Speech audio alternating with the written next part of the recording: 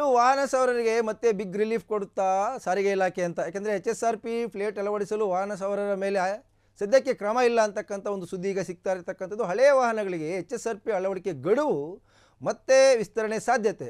HSRP number plate ಅಳವಡಿಸಲು ಡಿಸೆಂಬರ್ವರೆಗೆ ಮಾತ್ರ ಕಾಲಾವಕಾಶ ಅಂತಕ್ಕಂಥ ಒಂದು ಸುದ್ದಿ ಈಗ ಹೊರಗಡೆ ಬಂದಿರತಕ್ಕಂಥದ್ದು. ಯಾಕೆಂದರೆ HSRP ಪ್ಲೇಟ್ ಅಳವಡಿಕೆಗೆ ಸಾರಿಗೆ ಇಲಾಖೆ ನೀಡಿದ್ದು ಗಡುವು ಏನಪ್ಪ ಅಂತಂದರೆ ಸೆಪ್ಟೆಂಬರ್ 15 ಕೊನೆಯಾಗಿತ್ತು.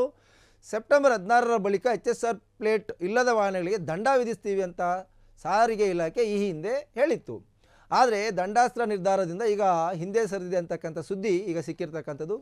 ಇನ್ನು ಇಂದಿನಿಂದ ಸಾರಿಗೆ ಇಲಾಖೆಯಿಂದ ಕಾರ್ಯಾಚರಣೆ ಇಲ್ಲ, HSRP ಅಳವಡಿಸಿದ ವಾಹನ ಸವಾರರ ಮೇಲೆ ಬಲವಂತದ ಕ್ರಮವಿಲ್ಲ ಅಂತಕ್ಕಂಥ ಸುದ್ದಿ.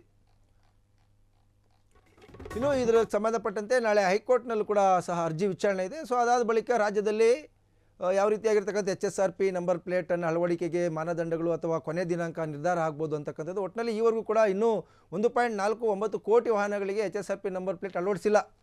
ಸೊ ಇದ್ರ ಬಗ್ಗೆ ಮುಂದಿನ ದಿನದಲ್ಲಿ ಸಾರಿಗೆ ಇಲಾಖೆ ಯಾವ ರೀತಿಯ ಒಂದು ತೀರ್ಮಾನ ತೆಗೆದುಕೊಳ್ಳುತ್ತೆ ಅಂತಕ್ಕಂಥದ್ದು ಕೂಡ ಕುತೂಹಲಕ್ಕೆ ಕಾರಣವಾಗಿದೆ.